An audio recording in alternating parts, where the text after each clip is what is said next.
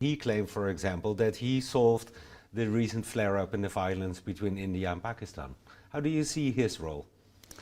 Look, I think where we had the recent fighting between India and Pakistan, first of all, you got to understand what it was about.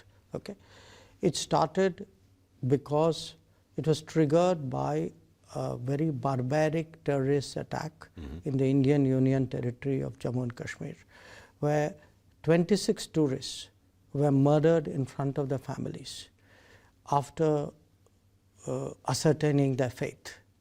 And it was done in a way in which it was intended to harm tourism, which is the mainstay of the Kashmir economy, and to create a religious discord.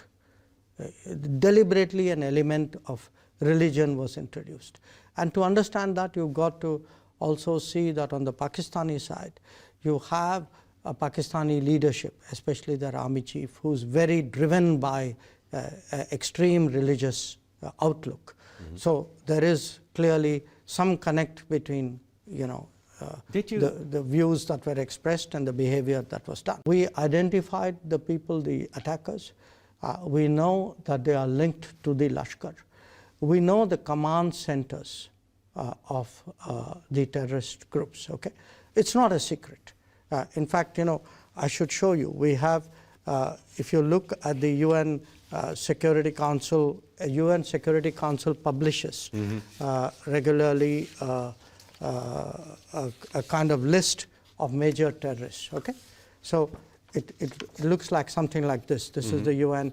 It says the list established and maintained pursuant to UN Security Council Resolution 1267, whatever.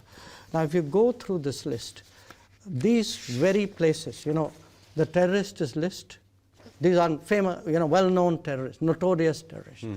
They have a place of residence. It says they operate out of here. Okay, I mean, there's a whole list of these guys. Now, these are the very places which are named in this. These are the ones which we hit on the 7th of May.